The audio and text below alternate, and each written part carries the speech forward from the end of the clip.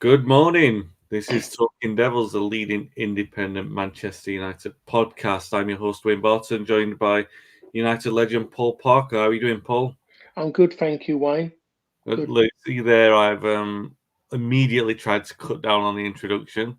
Nowhere near as long as what it has been, but it'll be work in progress. I'll see if we can get it even shorter in the coming weeks. If you're watching live on YouTube, if you can comment, subscribe, share, like. If you're watching the replay, you can comment as well. Feel free to do that because we do reply to the comments. And if you're listening back on the audio podcast, if you can subscribe and leave a positive review, the platform you're listening on. And if you're watching on Twitter now, if you can post your comments in, we still get them and we can engage them into the conversation. Not quite as short as I would have liked that part, Paul. I'll just say, like, if YouTube comment, Twitter comment, just make bark orders like that. How are you doing anyway? You had a good week? Yeah, not too bad. I'm trying to relate it to football, but I can't. Oh yeah, what I do that tells you how much it's stuck in my head, really, or maybe how much I want to get it out of my head. Really, I was at Chelsea v Villa on Friday. I was invited by somebody. Couldn't say no. You can only say no for so long, and then all of a sudden they stop asking you. Yeah. And yeah, I wasn't expecting much, and I wasn't really disappointed in that sense because it lived up to everything that I thought it was going to be. Yeah. But it's just sometimes good for me at this moment to go and watch a game rather than just actually going to a game and working at a game as such. Yeah. But it's the thing about it, I've been spoiled though, because everything that was controversial or something you had a doubt about, I couldn't get a replay. Yeah. I'm just used to getting replays when I go, and it was tough. So, but still, I went there, and it's just one of those places you go to expecting, as Chelsea have been this season, to maybe should have scored three in the first half, and they come out second half, and you think they're going to get beat, or the game is just gonna fizzle out. Yeah. And the latter happened because it was a terrible second half. Yeah. Well, United's game wasn't terrible. It was definitely entertaining, but a few sort of hairy moments in there. We'll talk about it in a minute. Yeah, eventful FA Cup weekend. Some good results around, really, in terms of what the cup provides. Maidstone's landmark win against Ipswich was just fantastic to see. Their first goal was wonderfully taken, and you love I can't pronounce this name. The former Wolves player who's the defender there. Is it Ella Kobe? I might have got that wrong. But when he was doing the sermon before the game, and he was trying. I'm sure you've seen the clip of him rousing up the fans and everything outside. Portman Road, a proper good old footballing ground as well, to sort of see that. Yeah, it was really good, and they've got another good tie against a championship team.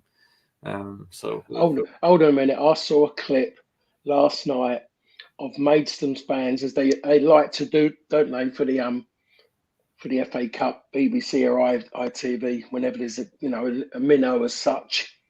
They like to get all the fans together in the club or saying, and then get the draw on the TV and see what happens. The reaction of those fans with the draw they got, Sheffield Wednesday or Coventry, they were so disappointed. I know what they wanted, but I mean, that's still a good draw for them, right? No, I think they wanted more. They got greedy. I mean, it's fantastic that you're Maidstone. I've got to remember Maidstone. I could jump in my car and be there in about 40 minutes, just go over the Dartford Bridge. And to be honest, it's full of Londoners. To be honest, Maidstone, South Londoners, and that, and they had that taste of going to, like Portman Road Ipswich is a fantastic club, a historic ground as far as I'm concerned because of the legendary managers that have been there. And they've got over that hurdle, and it was fantastic. A great game to watch as well. And then they get the draw, and they wanted a bigger name. They just wanted a big name. They would just give them anyone from most teams from the Premier League, I'm going to say, and they would have been happy. But for me, the opportunity for them, mate, to maybe go and get Sheffield Wednesday and the opportunity to go and play at Hillsborough, for me, it's fantastic for them because I still know Hillsborough's still a ground where so many FA Cup semi-finals are played at. It's Yep. just one of those grounds for me, you just got to tick off if you're a fan. You want to go there and watch a game. I mean, I played there on numerous occasions, but they were definitely upset about it.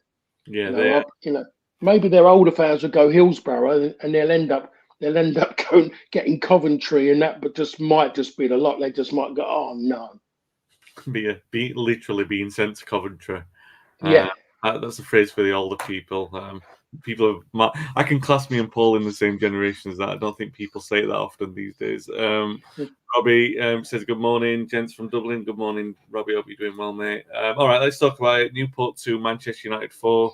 Bruno Fernandes, Kobbie Mainoo, Anthony, Rasmus Højlund. That's the list of the scorers, but really it's only half the story of the game. And the game, I mean, United started so well. They looked really slick. Did as well as you could expect to do with League Two opposition. In fact, at one point it looked like they were going to score every time they went forward. And then, as Manchester United tend to do in this current era, individuals got a little bit too greedy. They started shooting on sight. They started looking for themselves rather than the team. Newport see a way to get back into the match. And to be fair, they took it really well. I mean, talk about teamwork, but it was really that individual effort just before half time that put the cat amongst the pigeons. They score early on in the second half, and for a long period of that game, I'm going to say like maybe an hour or so, it looked like a competition. And really, you shouldn't be saying that again about Manchester United against a League Two team. It should look like the gulf is quite obvious. United have this tendency, we've talked about it on the podcast before, of looking like they're in a tight competition no matter who they're playing against. And I sent a message to you, Paul. It feels like whenever United play any game of football over the last 3 years, probably even longer than that, it feels like they're playing the team above them in the table or one place below. No matter who it is, like for good or bad, it always feels like that. And really, Anthony's goal shows speculative effort, really, that spares United's blushes, because United then can ease a little bit. They played with a little bit more freedom after, for the last 10 minutes or so, and then Højlund scoring, which was probably, apart from Kobbie scoring, which those were the two main takeaways from the game for United as far as positives are concerned, because it's good for both of those players to score goals. But really, the heart of the game, Paul, is in Newport's fight back, and that's what made it a good cup tie. You've been in those kind of games with United before, when you're on a bit of a hide into nothing. I mean, we can't sit here and praise United for the performance, because, it wasn't very good. Everyone sort of said so afterwards. I don't think anyone's hiding behind that. But we can sit and praise Newport for what they did. So let's do that first of all. They turned that. That's from 2-0 down to make that into a cup tie like they did was just very worthy of a lot of praise from both of us. Yeah, and they've got that reputation, Newport, as well, over the way they've been, especially more so since they've been back in the Football League. Because I managed my team when I was managing Chelmsford City in the Southern Premier. I was going to Newport County. They was playing at a different ground, like an athletics track with mock stands around it, and it was always okay at home, but you go there and play in that part of Wales, and it was eye-opening, I must say. It was just, you just knew you was in for a physical battle. The locals didn't like you, and I think United had that as well. But like you say, they started well, got the first goal, which is so important. You think, okay, that's great. Get the seconds, and you think to yourself, oh. But then they do what they normally do, what they've done on a few occasions this season, giving away leads and 2-goal advantage, and just haven't recovered. And maybe because it was up against, Newport County, and maybe a bit of good fortune, why they never lost that game. Because it's strange to say it, and it doesn't make any sense to say it, but that game could have gone either way. Yeah. The next goal was so important for those two sides at 2-2, and it looked more likely that Newport were the ones who were going to get it. But you have to say that the two centre halves done really, really well. They were competitive throughout. I was kind of thinking myself at Johnny. You wanted a Johnny Evans in that middle, just that giving out someone who knows how to go and dig in. But I thought Varane and Martinez done very, very well. Yeah. Especially Martinez coming back from where he's come. It was an easy one. Found it strange when he got taken off because the timing of the substitutions didn't make much sense to me. The game wasn't in a good place for Manchester United. Well, it never was in that second half because even I text you and I kind of talked about the possession wise. It was terrible.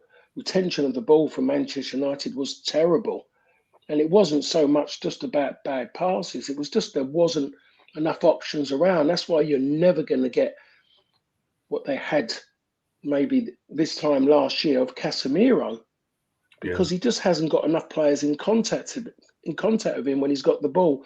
Too many players running away looking for glory rather than coming to the ball and trying to keep possession to trying to make glory and trying to get some passes, take the tension out of the game, stop Newport being physical up against individuals because they can't get close because the ball's being moved around quickly. And all of that, what you expect to do to go up against a lower division side, a side that is looking to get close, to get physical, to close you down quickly. You just have to shift the ball, and there wasn't enough players who were going looking for the ball. And that's why the likes of Casemiro, he struggled to get any control in the game. You might as well have taken him off because the game wasn't set around the rules for him to play in. If you're Newport County, you're pleased with what you've done because you cancelled out someone who tries to control the game of football in midfield. And Newport either done their job very well, or a lot of players fell for Manchester United. And I'm going with the latter on that one because I just saw wide players who just dribbled. Garnacho, everyone is trying their best to rave about him because he's come through the ranks. I just wonder how much he's learning, how much Yeah. he's absorbing, because he doesn't seem to what's going in is not being absorbed. It's going straight out. He just runs. The fullback in the second, they made a change. They went to a back four. They moved the lad to right back. Can't remember his name, but they took him off near the end, and that's when Garnacho got in the game. But after 2 or 3 times, he must have realised he wasn't going to beat him for pace. Yeah. So you think yourself, he's learnt already. Then he's going to have to maybe drop a shoulder, step inside, try and play 1-2s off of Hoyland. But he doesn't want to involve Hoyland. He wants to still try and go around the outside, still looking to run into players in the middle to try and shoot. And how many times did things get blocked? How many times when he's in midfield, when he's tried to beat people, when he could have just played it off to pass, to move? Is he not listening to the manager, or is the manager not telling him? I think he's not listening, Yeah. really not listening to what's going on. Anthony scored a goal, made a goal. That's it. Everything else was the same. Yeah. You saw nothing different to what you normally see in a Premier League game. So in theory, Newport County, didn't, done what they've done, and they just made a player who has been ordinary look just as ordinary. I feel sorry for Hoyland. Really, really sorry for him. Maybe the wrong thing to say, but the lad cannot work any harder than what he does. He works hard physically, and he must be just working just as hard mentally, because I think any other player would have been throwing his arms around, would Yeah. have been going around demanding more, would have kicked opponents in anger because of the fact he's not getting the ball. There was an opportunity in the first half when Garnacho's gone down.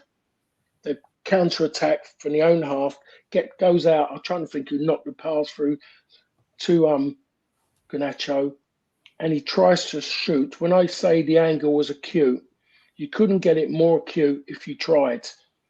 And Hoyland's at the far post.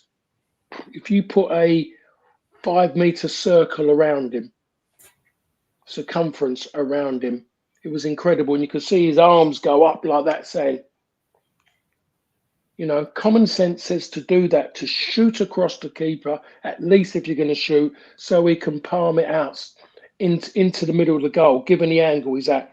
He doesn't even do that. It's just, and people have got to start understanding that, yes, you want your individual players, especially the homegrown ones or the ones who overseas ones who have been there from a young age and lived their life, Manchester. You want them to do well, but at some point you have to say, no, he's got that wrong. He's not playing well. Maybe he needs a breather. Maybe he needs to take an aside for someone to talk to him about the game of football, but it's not played just by one individual.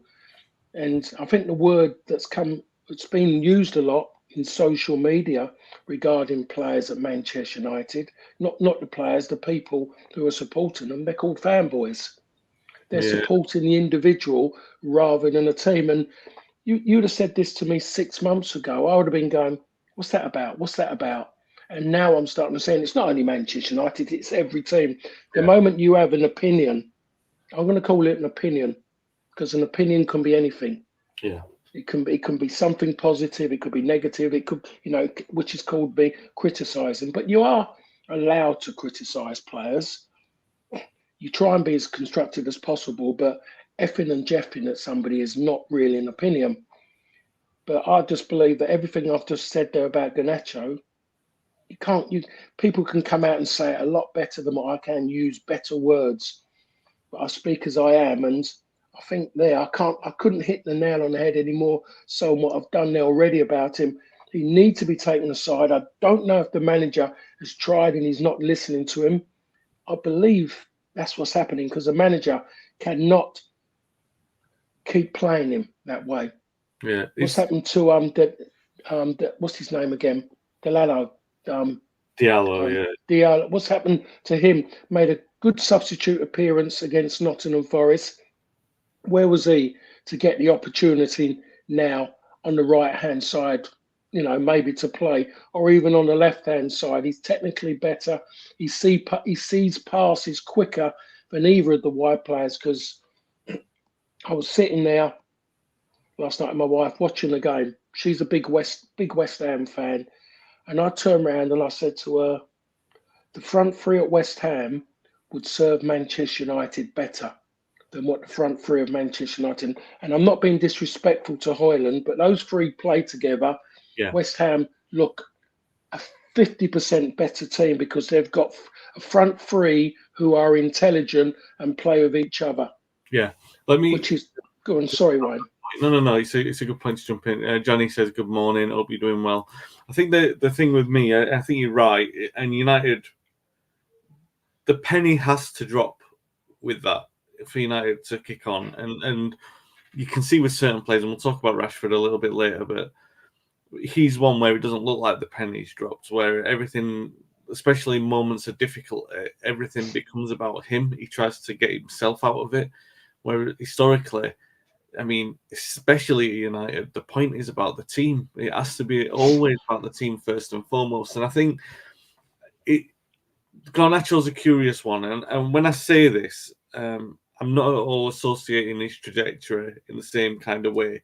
But I remember 18 years ago, and even then it feels like it's recent, Ronaldo and Rooney in cup games against Exeter and against Burton Albion, where we drew 0-0 in those games, and they took us to replays, and Ronaldo and Rooney were around at the time, and we're getting frustrated with them, and then a year or two later they're making better decisions in better areas. And I agree completely with what you're saying about Garnacho's decision making. I think the thing that struck me, and first of all, I thought he was kicked in one incident about 10 minutes. It was before the second goal, after the first, but before the second.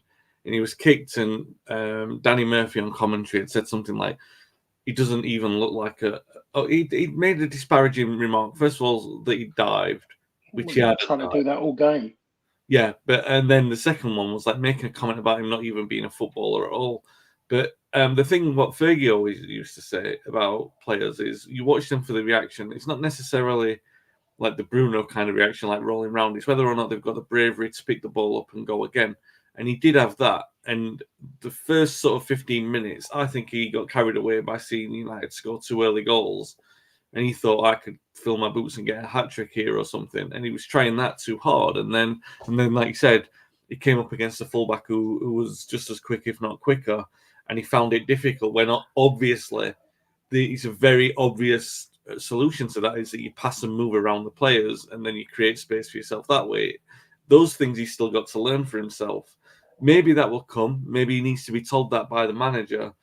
But I mean, we'll see with that. But it is, I mean, you look at other players and you think it's not been knocked out of the other players. Like, we still got a few players who are doing things, banging their head against a brick wall, doing things, trying to find solutions that they're not capable of doing. And like we've seen it too many times with too many players. Well, a couple of things. I mean, Højlund, don't want to talk about it too much. There's no real need to talk about it apart from the fact it was a tap in. Hopefully good for his confidence. The one good note, apart from all of that, Paul, was Kobbie Mainoo scoring a beautiful finish. It was such a good finish. And kind of like unexpected in the way that he took it so sharply, and it caught the goalkeeper by surprise as well. But the accuracy of it was just perfect, and the way that he's settled into first team life, you hope that he just continues that smart economy of the way that he plays. Because again, I mean, a finish like that was just phenomenal. There's no doubt he's gonna carry on. He's gonna be a good player. You know, already you can see he's going to be a good player, and you're not going to know how good he's going to be really for United until United step up a level as a team. That's when you find out how far he's going to go when he's playing. Then maybe with the right people around him to see is he going to evolve when that happens. The finish says it all really about. Well, both the goals really. Bruno's goal was a good goal, which was hit early as well. His goal, Mainoo's, was hit very early, and he did catch a keeper out. But after that, and especially in the second half, everything was all about going overboard with tough passing in the box, trying to beat one man in the box, trying to beat two men because you're stepping in and stepping in.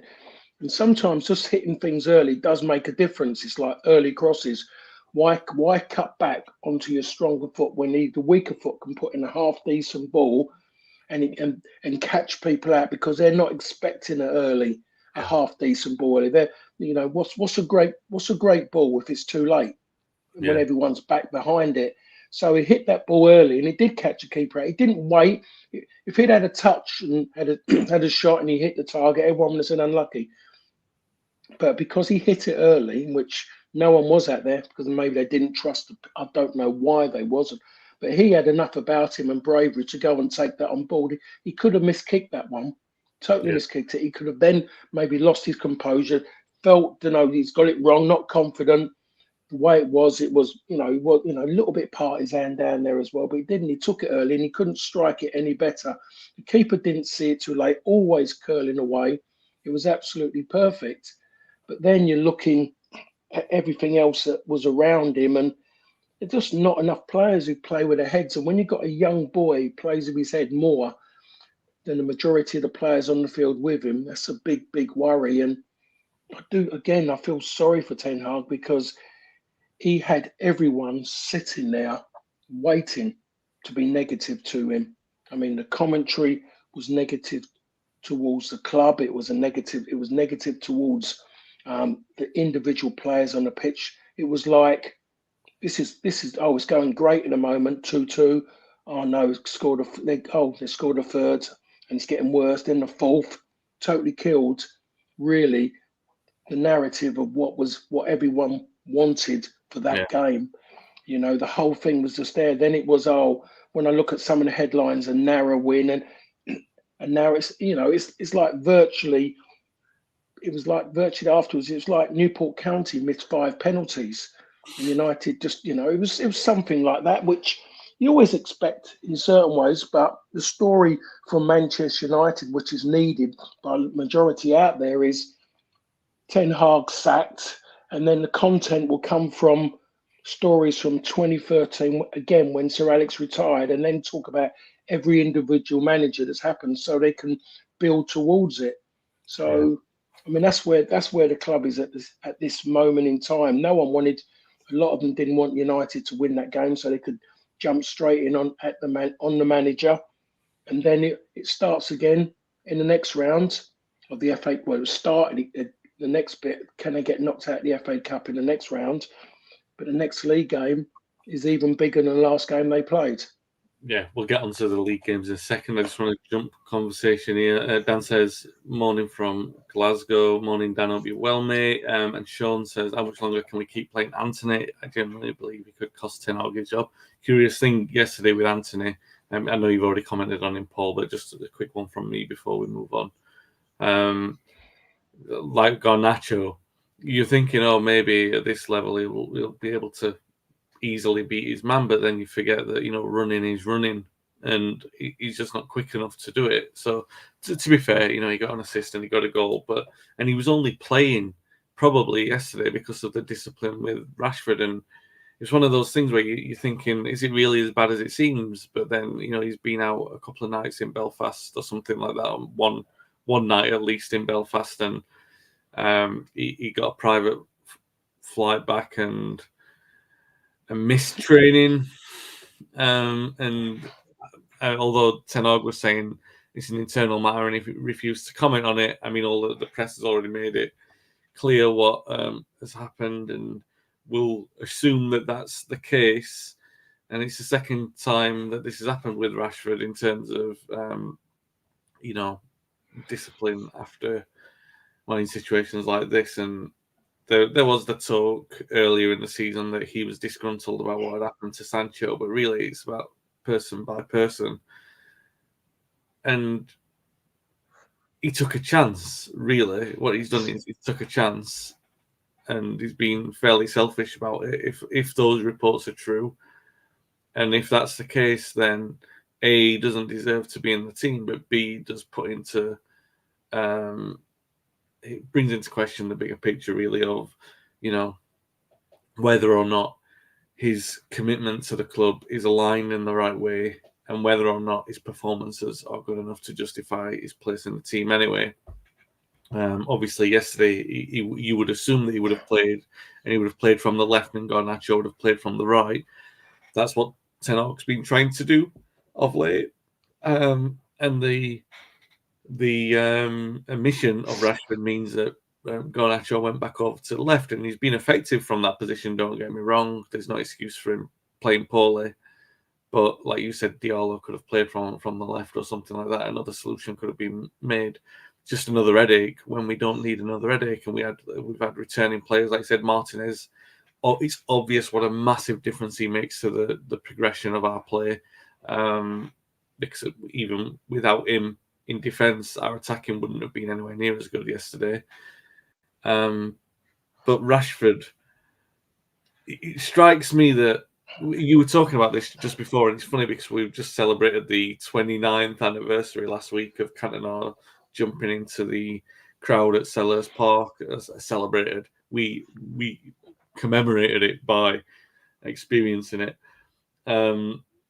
And you think about that, and you think about the fact that Fergie accommodated Cantona because of the unique differences that he brought to the side, and you can't make those kind of allowances for Rashford. And the question we were having a couple of years ago, and maybe even around the time a year ago when he was in form, and you're looking at giving him a new contract, it was kind of like, well, what's Rashford's value to Manchester United? Is it value as a sellable asset at this point, or is it as a player in the team? And that's on his form. So when you're talking about him as an influence in this kind of ways, it's not a good thing, is it, Paul? I mean, it's just not a good thing for what has happened over the last week, especially considering the direction of the club, the negative controversy around the club for so long. It's not a good thing for probably a highest profile player to be doing what he did. No, and and he's the highest profile player because of the amount of money he's earning. That's why he's highest profile. When you look at it, to be where he is, the status he's got at this moment isn't actually about playing football. To be perfectly honest, a lot of it come about was that period of time when no one could really go and live a life, and all of a sudden then it was about feeding kids. That's where we come into that, and then he's gone, and then he scored goals. His general play was very, very poor, but he scored goals. People never looked at that situation about how he was playing. They just saw the goals, rose tinted glasses, and then he kind of then he's fell off. But still, the club felt obliged to give him a ridiculous contract. Use it, and the excuses were used that PSG wanted him and so wanted him.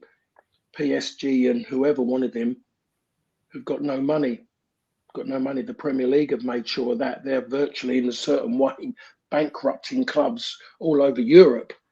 The only place big players can do is come and play in this country, in the top division here.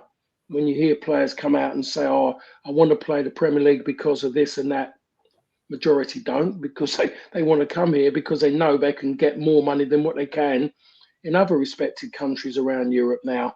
So he wasn't going to go anywhere, but at that given time, with the people in charge, they fell in that trap of giving out silly money and silly lengths of contract to somebody now who's a local boy, which makes it even worse, who's adored from where he's from, got a mural up on the wall of him.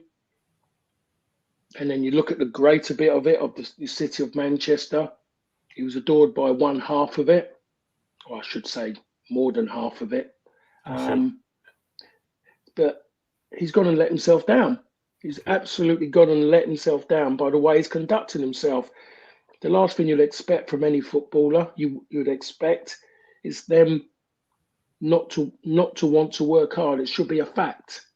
Yeah. It should be a fact, and you expect it from someone who's born and bred, who's used those phrases, I'm sure, on numerous occasions when he's talked to people. The fact of just to show he's packed to everybody his passion for the city, the town, the city, or wherever he's from. But he's got to let everyone down. And some are coming out going, "Oh, he's only young," and yeah. And I was, I had my moments as well, and no one was saying that for me, and I wouldn't want anybody saying it. At the end of the day, I was young, but then you make rash decisions, stupid decisions, and then you have to go. Then you have to live by it, but you still learn by it, and it doesn't happen again, or you don't get caught again.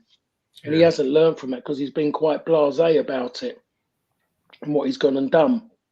And it doesn't matter what anywhere. People know what's gone on. People are trying to find excuses. And the thing about it, the manager comes out and says it's an internal matter.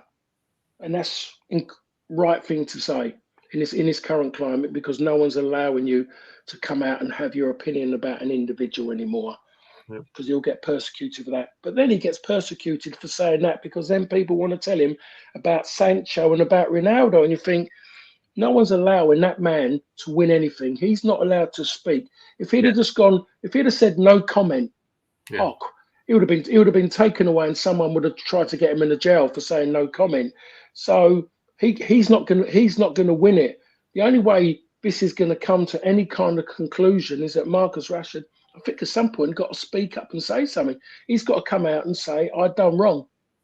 It doesn't make any sense to do that, because his biggest crime is the fact of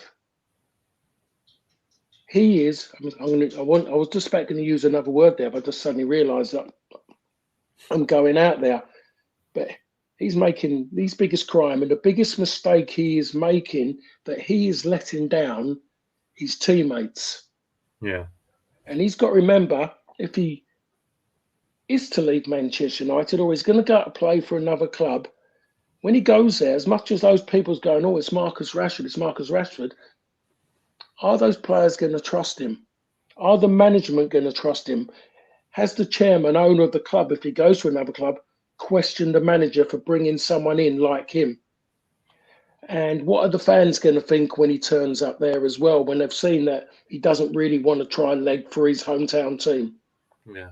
Have they brought the right players? His attitude right? Well, he hasn't given it for. He's from Manchester. He's poo-pooed on his own doorstep. What's he going to be like when he's here? And they're the things that, are, especially in today's world, which are in people's minds. Fans don't forget anything. Fans can't forget anything because people will bring up things. It just suddenly ends up, old bits come up right in front of your face on your phone, on your iPad. All those bits, someone he's, I think one of the things is as well is that he's not exactly managed by a management company, is he? He's Right. managed by his family, which doesn't help any player. Look at Neymar, man. Look at his issue. Look what happened to Ronaldinho. Two players, and there's more players, but those two come to mind. Managed by a family. If you're managed by a management company, they would actually, in a way, try and tell you what you're doing. Think about this, think about that. There's some good ones, there's some bad ones, but I can say that 99% of them will say, I don't think you should be doing that. Yeah. But when it's family, and it's, well, family will take without asking, thinking they can, or family will just turn and say, oh, you'll turn around and say, no, come on, we're brothers, we're right, I'll talk that one out. Easy to just, especially when you've got things coming into you that makes your life easy as well.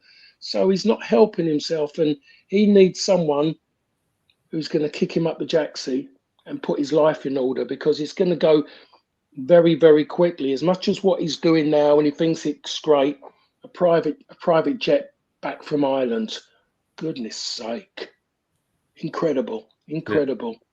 There's Um, two perfectly good bucket airlines that will get you back and forth, and the people you mix with on the plane, they're quite nice people. They're not going to offend you or say anything. They're mostly be in awe of you. Go and enjoy those moments, but don't think that you live in this plastic bubble which the media have made around you, because he hasn't gone and done it as a footballer. That's the bit. Go and do it as a footballer, and you'll get everything you want. But if he wants to live in this bubble because the media have put him in that bubble, not his football, the media, then he's going to have not an enjoyable life after the game's finished. Because that's when you kind of need everybody when all that's gone, because so many people disappear when it's gone. yeah. And I think like the thing is as well, like first of all, the point about his performance against the behaviour. Do you know what I mean? It's a race against time as far as that's concerned. You can't afford that many when you're leading by example. And he's not the captain, but he as a prominent figure at the club now, he is leading by example, especially because of said the earlier part of his career where he was setting a good personal example in the country with the politics and everything like that. But it's just wrong time to be doing all this kind of thing. And you might be right. People from Ireland, 99% of them are beautifully nice, but just don't get the same flight as Dave, because I'm sure he'd be grumbling about something. Okay, so good point made there about Rashford, and I tend to think that the way that this is going, it feels like it's only heading one way, really, and I'm disappointed by that. I hope that Rashford is the player of a few years ago, that he's got some more electricity in him, and that's a positive thing to Sorry, United. Wayne. Sorry, Wayne. Just one little bit. I really hope that it's not in his mind thinking I'm bigger than the manager and I will see out the manager. I really hope he isn't going down that line, because again, just what I just said earlier, the next manager coming in will know that, will Yeah, know what he's gone and done to the previous manager, thinking, and I hope there isn't another manager. But if it does go that way, which for me would be a shambles if the club went and done that in the current climate, I'm just really hope, but not hope, but the next manager will come in, and first he gets there, he's going to want to make his job as easy as possible, yeah, and he shouldn't be, if he go there trying to be friends and that way, because it doesn't seem to work that way with a lot of these players. If you befriend them, that gives them the opportunity to take more liberties. So I'm really hoping that the club step in and make a statement or something regarding this situation, if it is to keep going. Because as I'm looking now look to me right hand side, we've got people, everyone knows everything, and everyone wants to talk about it. So it needs the club to turn around and say that they're backing their manager. Yeah. Not don't have to mention the incident. Just turn around and just say we are backing him. Words to that effect, that he is the manager and he is managing the football side of this football club and the individuals who are involved in that side of the football club. And that's all it really needs to say, to just to let every single player know that the man who stands in front of you, he makes a decision and what he says goes. So you can't go whinging on social media and try and dictate and get all your fanboys to back you and go, look, they're going with me, and trying to use a majority to get a person the sack. The only way that person's going to get the sack is the people deem him not good enough because of the tools that he's got in front of him. I will do the job, but he cannot get the best out of them. So then he can move on. At this moment in time, the tools are not good. They don't want to try and improve. So he is there until such time that he be given those right tools, and then he can be questioned then. But Yeah. can't have individuals. And it's embarrassing. I've never heard player power, that word, those words, I should say, used so often in what's been used in the last 6 months. It's absolutely criminal Yeah. how often it's been used, and you can't. And I'm trying to find ways of saying it's wrong, but at this moment, there's so much being chucked out. You have to believe in it now that players, because they earn a bit of money now, and because they've been given more kudos by the media to make them believe they're better and bigger, managers are losing control. I think just perfect point there, Paul. And I do think one of the things that should be pointed out to players, and I don't know if anyone ever has, there is not ever one case in history, in football history, at any club in any country, where there was a good result of player power winning. It's never happened. There's never been a case of a player being bigger than the manager and that being a good thing for a football club. It hasn't happened.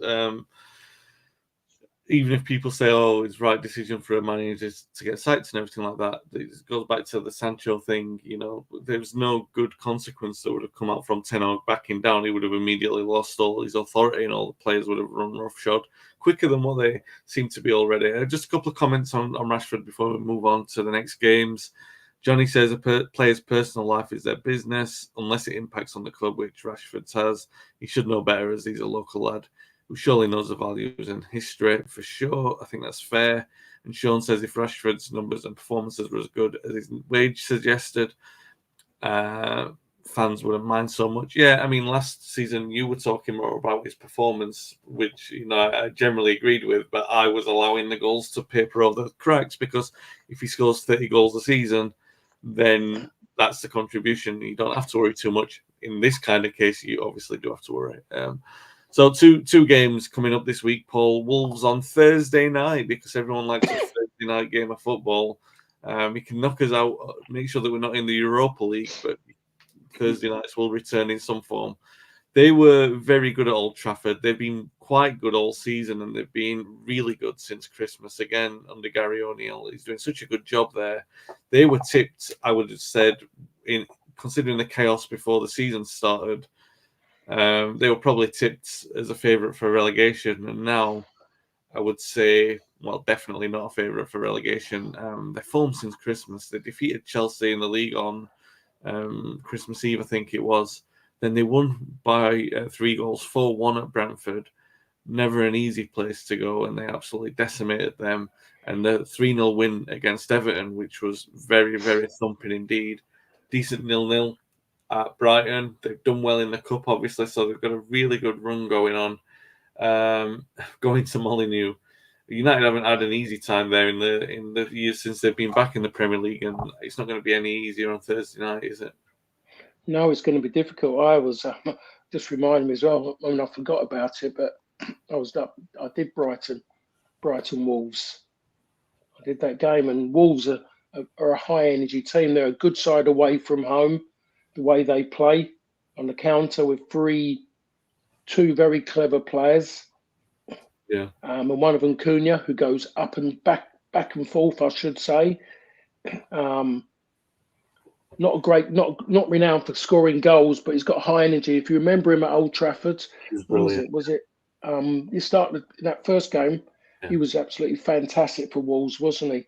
Those runs, those deep runs he was making, that yeah, was just opening up the back four, and it was quite embarrassing. To be perfectly honest, it could have been about 3, 4 times he burst through, and it was just it was, they could have been 3, 4 down in the first half, and then he's missed a header at the far post where it was harder to miss.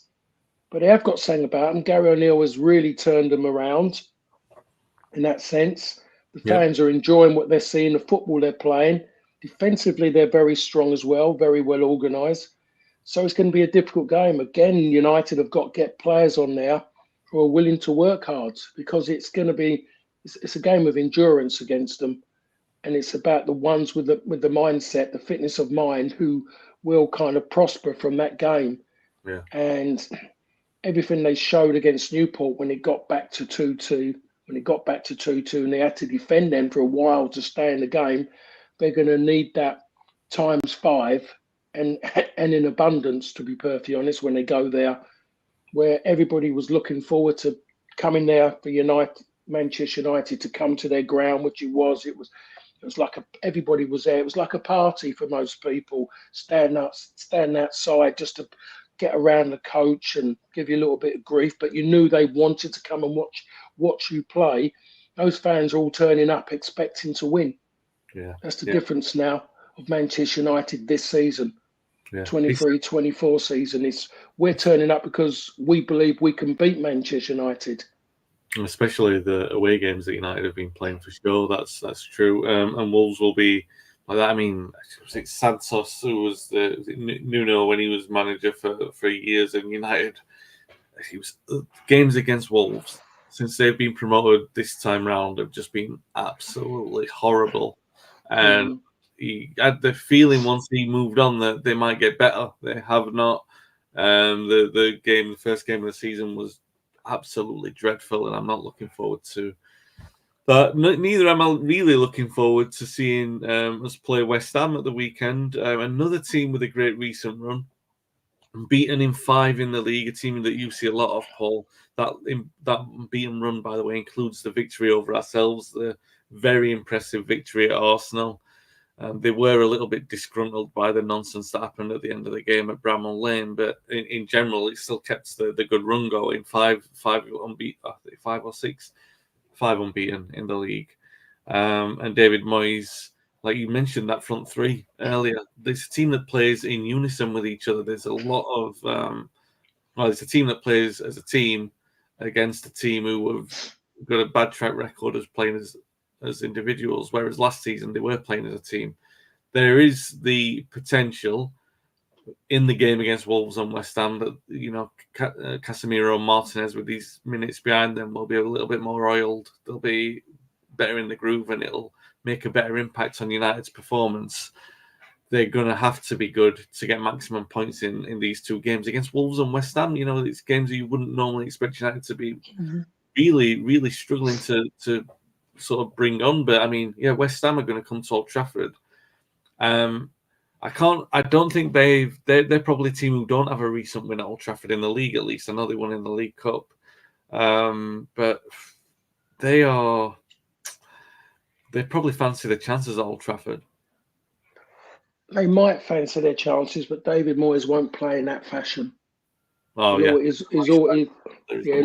always looking to say we're not going to concede, which is a massive gripe with West Ham fans. Really, they want to try and be a little bit more expansive, and they're a little bit in midfield. They're a little bit lackluster. They haven't got great pace in Ward-Prowse, who's made a massive difference. A player I respect even more. I've seen him now, and he's left Southampton, and I can see how good a player he is. Yeah. Leaving Southampton was a big thing for me. I didn't think he'd want to leave. I thought he'd want to stay there, be another Matt Le Tissier, but he's proved slightly braver than Matt Le Tissier. He's left there, and he's proved himself that he's a good player. It's not just about dead balls. he's a good football player. They've got Socek in midfield, who's the the old Czechoslovakian version of Fellaini. David Moyes loves a Fellaini kind of body shape. He's 6'5", can't run, terrible runner, athlete, I should say. Doesn't really touch the ball. Doesn't touch the ball until such time as a free kick or a corner. But initially, earlier I talked about the front three, but Paqueta won't be fit. He's struggling. He's got a knee, so I think he's got a few weeks. But Kudos will be back playing, who's a wonderful player. Kudos must have been hiding in the stands when Ten Hag went looking for a wide player. Must have been, because then he come back about, I don't know where that, don't know how. Some they must have hid him and said, no, don't want him to go to Manchester United because it's incredible. Yeah. How he got passed by for Anthony, because he's a wonderful footballer, all rounds wonderful footballer. If I was playing and he was on my side, and thank God he loves playing to the right hand side, I wouldn't want to be up against him because he's quite pacey. But if you just anything you win against him, he'll be trying to get back at it straight away. Never gives in, and he can score goals. And he's a good striker of the ball. Bowen, work ethic again. They do not stop up on that front line, and the longer they stay in the game at nil, you think they're going to nick something from a dead ball, or from the fact of Bowen. Two wide players, him, Bowen, and Kudos, who never stop working. They run across the line. They make those diagonal runs a bit like Andre used to make for a straight ball. They're very, very good in that situation, but more so away from home when they'll sit back and they counter very quickly. So they've got a difficult game there, but Martinez, it's been that long. I think it's a Martinez. Him coming back, he would make a difference. He does make a difference. I've been saying it for ages about him, and he proved that. Comes in a game like that, and it was easy to come in, and the man sitting there with a World Cup medal and all that. But he played the game as he plays every game. Every game was exactly the same to him, and you need those players. So it is good that he's back, and I'm just hoping that the manager can just get everything else right, really, and get the right players on the pitch before these next two games, because he can't keep persevering with those two players out wide. He just, in my opinion, that's United must have the weakest, maybe in the bottom five for wide players in the Premier League, because they get nothing from. He might have to change his style, but there's no point having two wide players who are never ever going to put the ball in the box for somebody to get on the end of it. Yeah. It's going to be learning curve for those players, learning curve for United, and it's going to be a very, very tough week to get that education. Wolves and West Ham. You won't be sitting here thinking historically that this is going to be a very tough week, but it definitely promises to be. Paul and I will be back next week to talk about those games. Hopefully we'll have some more enjoyment than I'm anticipating. Monday will always be enjoyable talking to Paul, of course. If you've been watching on YouTube, if you can like and subscribe if you don't already. If you've been listening on the audio podcast, if you can drop us a review on there, we'd really appreciate it as well.